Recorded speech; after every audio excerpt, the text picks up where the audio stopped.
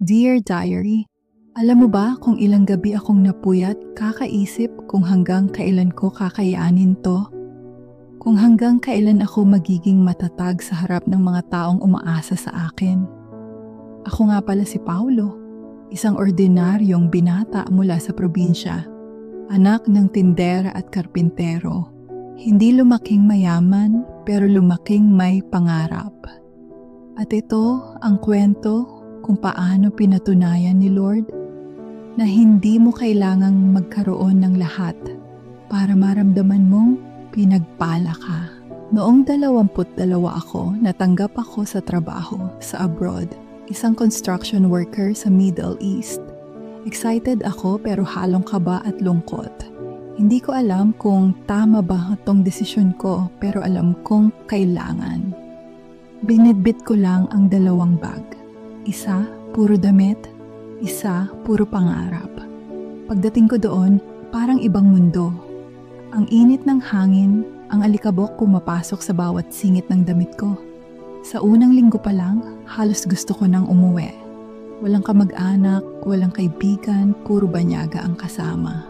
Minsan, habang kumakain ako ng tinapay at kape sa barracks, naiiyak na lang ako sa tahimik. Dahil miss ko na ang sinigang ni Mama at yung tawanan namin sa hapagkainan. Pero kailangan kong tumayo araw-araw, magtrabaho kahit nanginginig pa ang kamay sa pagod. Bawat pawis, bawat bitak ng balat ko sa araw, paalala na may hinihintay akong pamilya sa Pilipinas. Sa bawat luha na tumulo, lagi kong sinasabi sa sarili ko, para to kina Mama at Papa. Hindi madali, may mga araw na gusto ko nang sumuko, lalo na kapag nakikita kong may mga kasamahan akong nakakauwi sa Pinas, habang ako, nagbibilang ng buwan, nagtitipid sa pagkain, at nagdadasal na sana makaligtas sa init, sa lungkot, at sa homesickness. Minsan, gabi-gabi akong nagtatago sa rooftop ng barracks, tinitingnan ko lang yung bituin sa langit at iniisip ko, Lord, sana makita rin to ni Mama. Pareho lang naman siguro yung langit na tinitingnan namin at doon ko laging dinadasal ng mahina, Lord, konting lakas lang please. Hindi ko alam kung hanggang kailan ko kaya, pero ayokong sumuko. At sa bawat paghinga ko, ramdam kong may sagot siya. Hindi man sa salita pero sa lakas na binibigay na tuwing umaga. 6 na taon akong nagtrabaho abroad. Tuwing uuwi ako, may mga kapitbahay na mangiinsulto pa rin.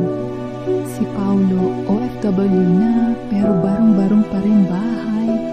Sayang, baka puro padala sa iba. Masakit, kasi hindi nila alam, pinag-aaral ko yung kapatid ko. Hindi ko kailangang ipaliwanag sa lahat, kasi ang totoo, hindi ko to ginagawa para ipagyabang. Ginagawa ko to kasi mahal ko ang pamilya ko. At alam ko, si Lord lang ang nakakakita ng lahat ng sakripisyo ko. Yung mga gabing umiiyak ako sa barracks dahil miss ko sila. Yung mga panahong tinitiis ko ang gutom para may maipadala lang.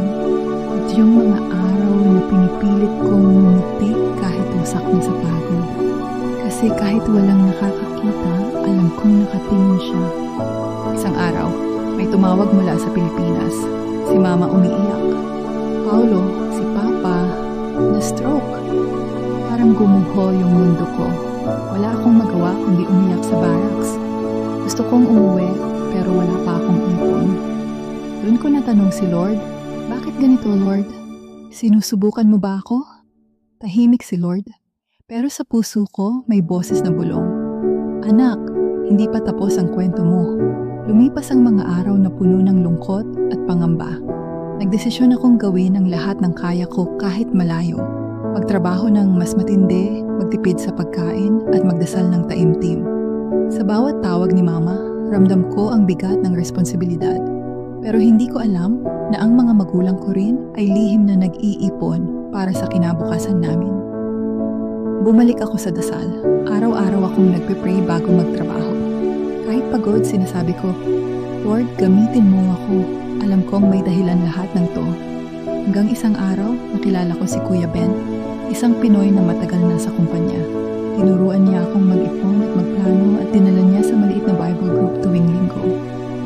ko naramdaman ulit si Lord at na-realize ko na kahit malayo, may gabay ako sa buhay. Natutunan ko rin na ang pananampalataya ay hindi lang sa salita, kundi sa gawa.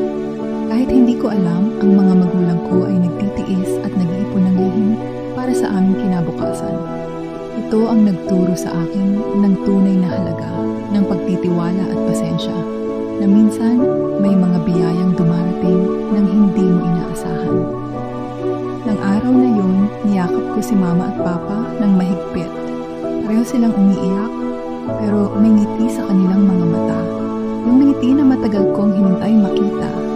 Doon ko naramdaman ang tunay na tagumpay. Hindi sa laki ng pera, hindi sa tibay ng pamilya.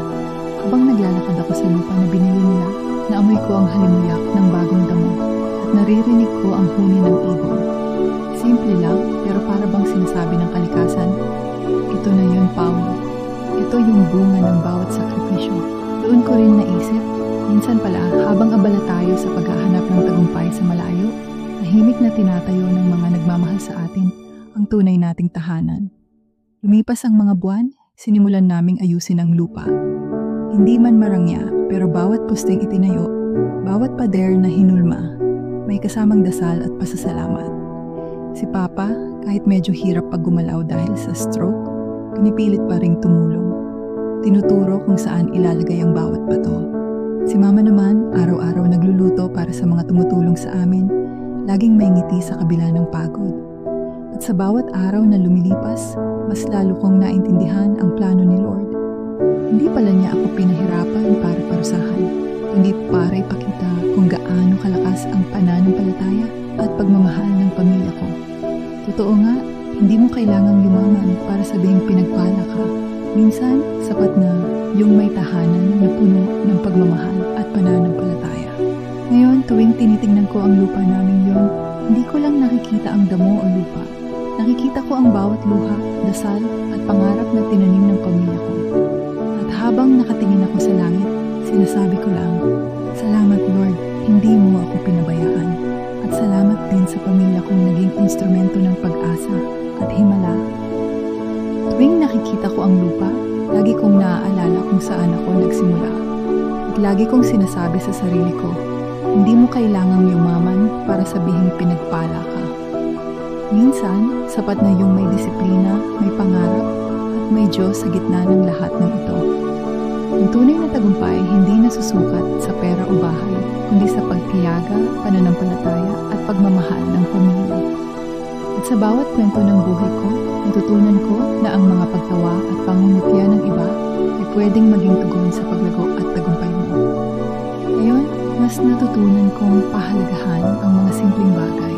Nang sabay-sabay kaming kumakain, kahit tuyo lang ang ulam, yung tawanan namin ni Papa sa ilalim ng bubong, na minsan kong pinangarap lang at yung dasal ni Mama tuwing gabi na laging may salamat kaysa bakit.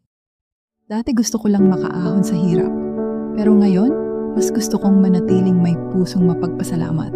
Kasi doon pala nagsisimula ang totoong kayamanan. Madalas, may mga batang lumalapit sa akin, nagtatanong kung paano ko nagawa.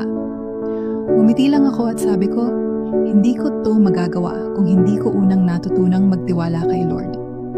Kasi minsan, hindi sapat ang sipag at tiyaga. Kailangan mo rin ng pananampalatayang hindi natitinag, kahit sa gitna ng bagyo. At sa bawat umagang nagigising ako, lagi kong tinitingnan ang langit at sinasabi, salamat Lord, kasi yung dating luha, naging sagot na panalangin.